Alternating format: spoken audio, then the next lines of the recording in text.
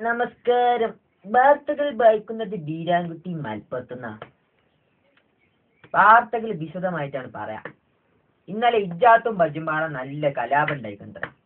പജ്ജ് ഇജ്ജാത്തുവിന്റെ നെഞ്ഞത്ത് കയറിങ്ങാണ്ട് പജ്ജിന്റെ കജ്ജോട് നിൽക്കുന്നു.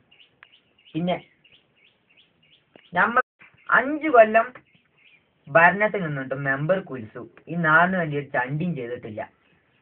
അങ്ങനെയൊക്കെയാണ് നാട്ടുകാരുടെ അഭിപ്രായം. അങ്ങനെ ഇവള് പിന്നെ ചെക്കന്മാരും പെരക്കാരും മുന്നിക്കടെ പിന്നെ ബോട്ട് ഒഴിച്ച് വന്നിരുന്നു. ഒരു പറയാ പൊത്തു. ഇതിന് വിശദമായ വിവരമായിട്ട് ജാഹിൽ നമ്മളെ ലൈനുണ്ട്. ജാഹിലിനോട് ചോദിച്ചു നോക്കാം. മിസ്റ്റർ ജാഹിൽ, എന്താണ് താങ്കളുടെ അഭിപ്രായം? പറയൂ.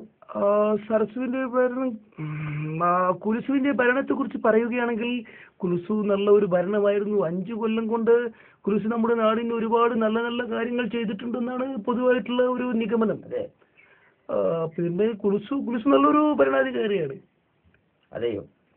എങ്കിൽ നമുക്ക് ഇതിനെ പറ്റി പിന്നീട് പറയാം. വിശദമായി കിട്ടിയതിനു ശേഷം അടുത്ത വാർത്തയിൽ നമുക്ക് ഇതിനെ പറ്റി സംസാരിക്കാം. ഓൻ അങ്ങനെ എന്തൊക്കെ പറഞ്ഞു. ഓനക്ക് തലക്ക് സുഖമല്ലാന്ന്.